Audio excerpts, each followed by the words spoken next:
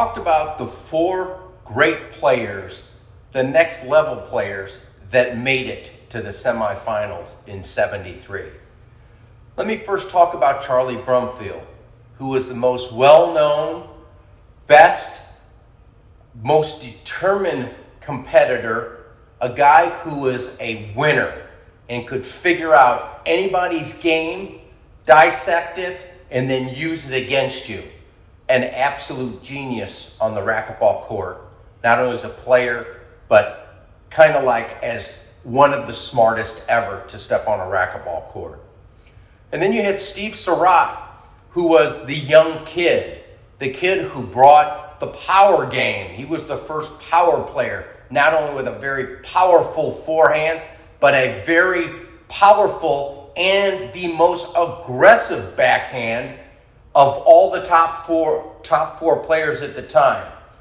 Young, and also really kind of like was the first diver, effective diver of racquetball, that even though he dove for a ball, he dove with a purpose of doing something with the ball, a re-kill, a reverse pinch, or whatever it took, but a very effective diver because he was such a great athlete. And then you had Bill Schmidtke, the guy that I felt a lot of them feared the most because Bill could play the big points the best.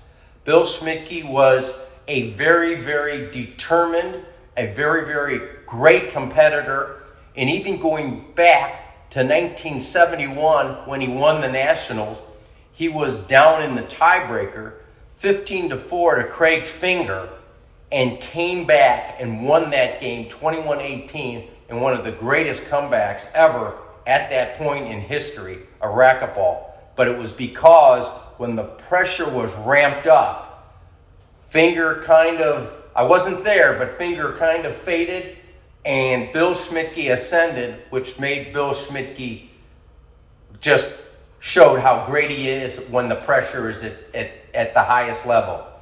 But in saying how great those other 3 are and were in their own right, Steve Keeley had the best, most complete game to me. He had not only all the game strategy and the athletic ability, but he had the shot know-how. He knew all the shots. He knew when to take them. And he also hit shots that the other 3 players didn't possess, or didn't even want to take at certain parts of the court because of positioning, but he had the ability to execute those shots, which to me made him the most complete. He was not only one of the 2 geniuses of competing at the professional level, but was the most complete. Athleticism, strategy, and as I said, game shots. He almost invented shots. So he had kind of like the most complete game. And when the draw came out and finally came down, it was Charlie Brumfield against the young Steve Serot. And it was Bill Schmidtke against Steve Keeley. I can remember, and one of my most fond memories of racquetball was watching that Steve Serot match against Charlie Brumfield in St. Louis, where it was definitely the home field advantage for Steve Serot. I have never seen and haven't seen since, even though I have seen a couple of matches with fan enthusiasm, but nothing like this. I remember when Steve came on the court and the stands were packed, that everybody was standing, clapping, and beating on the glass during the warm-up for him. And he had to be incredibly energized by the backing and everything, because it was our kid, our St. Louis kid, taking on the grand master, some said monster of racquetball in Charlie Brumfield. But everybody thought that maybe this was the time for the changing of the guard, or the shifting of the guard in a match that, once it began, became epic. I mean, every single shot that Steve Serot won was greeted by everybody standing, clapping, yelling, and banging on the glass for his every success out there. And that first game was an incredible game, probably one of the greatest games ever played, when there was no greater spread in any time during the game of more than 2 points. And it went from 1-1 to 2-2 to 5-5 to 7 to 10 all the way up to 20-20, to where they came in and out. And the fever in the crowd all the way through was nothing that I had ever seen. It was such incredible excitement. And then when Steve Serot, in an incredible rally, I believe with his backhand down the right side, hit the winning point to win that first game 21-20, the explosion was incredible for Steve. But what people didn't realize, that was the all-in game for him. And it was 2 out of 3. And that's where the veteran Brumfield came back in and then literally dominated the next 2 games to take Sarat down and then to move on in the draw, because Steve just couldn't duplicate. And it was almost impossible to ask of him at that such an early stage to trying to beat somebody who was just in for the marathon, where Steve just spent everything to win that first game. But it was one of the most monumental, great games. And in the second semifinal, two people that in the beginning, middle, and end of their career, and even after their careers were over, I think had the greatest respect for each other because of how much they played the fairest game, and would never think about taking a ball that had skipped, or a play or a hinder or whatever, and using it to their advantage. The 2 fairest players that probably ever competed at such a high level were Bill Schmidtke and Steve Keeley, because it just the character and the way that they played the game. But that was a very, very tough, hard-fought game. And Keeley, or match I should say, but Keeley's just superior athletic ability kind of overwhelmed Bill Schmidtke in a match that was a great match, but because it came after such a emotionally high match, was not at the fever pitch because of the local homeboy of Sarat. It was an incredible display of racquetball, and really 2 of the most best competitors, brilliant minds, and tough competitors fought. But Steve Keeley eventually moved on just because of how great he was. So in talking about the final matchup, here's some background information.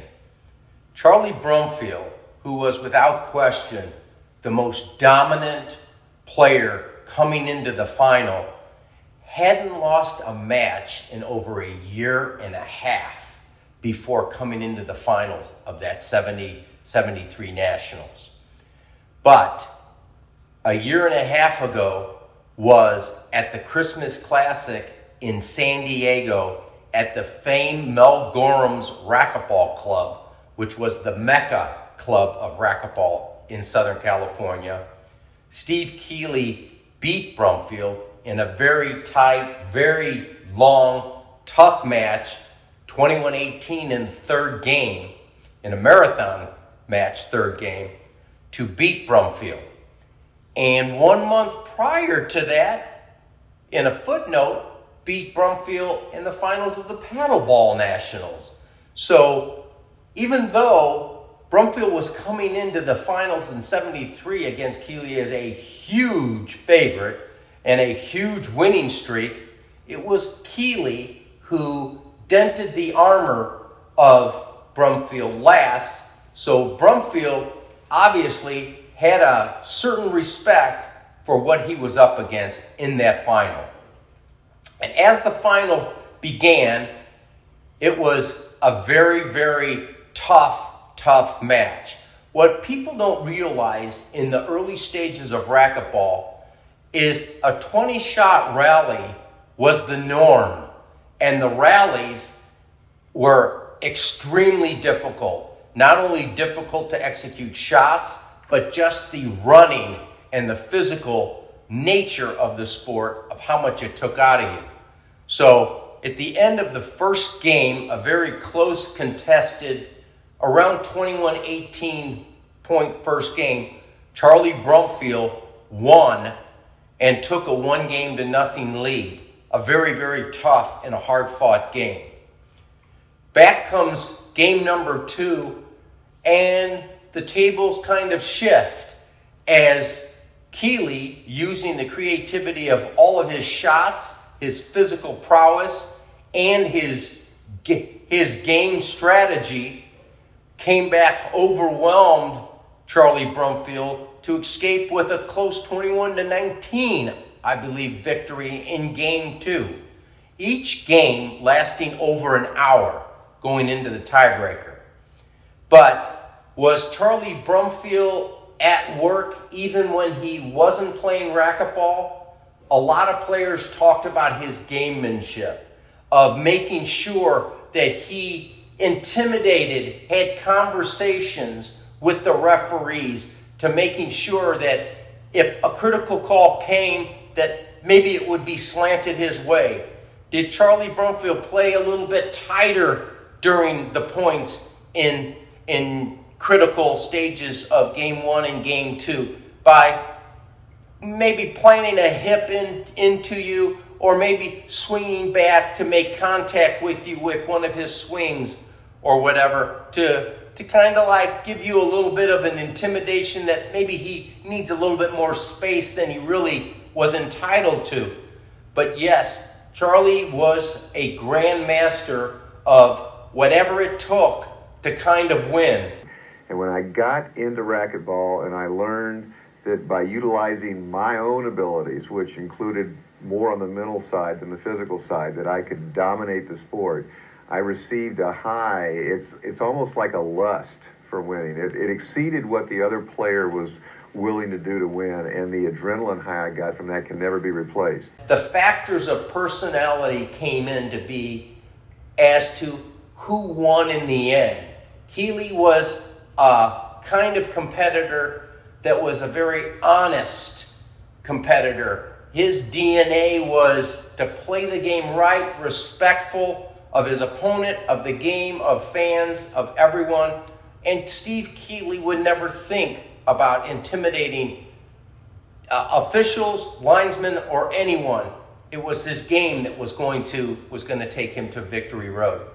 But as the third game of the tiebreaker began, it was very tough and hard fought early. But there was a lot of confrontational situations going on because of the intensity and the closeness of the game in the very beginning. And it obviously played a major role that Brumfield finally had weakened Steve Keeley's kind of will to continue to play because of manipulation of or intimidation of officials, of the gamemanship, of the yelling, the talking, the conversation besides the playing, that maybe broke a little bit of the competitive will, but was enough for Charlie Brumfield to kind of like get a lead, hold it, maintain it, and then finish off that third game for the title in 73 over Steve Keeley. If you look at the players against whom I was competing, which is the true measure of a legend or greatness, the quality of the players against whom you establish the legend, you're looking at 3 or 4 players, all of whom should have beaten me regularly. One was Steve Keeley, one was Steve Serot, and another was Paul Lawrence. Those three players all had superior physical ability to me. All of them could strike the ball better, and they were superbly conditioned athletes. Those guys were all better than I was. And I gained great satisfaction out of having beaten them so badly for so many years. But I still maintained that fear that one day they'd realize that I was the Wizard of Oz. But Steve Keeley had the memory of an elephant, and he would remember, and he would get his revenge in the future, in their competitions together. And a lot of that, I believe, came from remembering what had happened to him in '73, that he had payback on the way for Charlie Brumfield.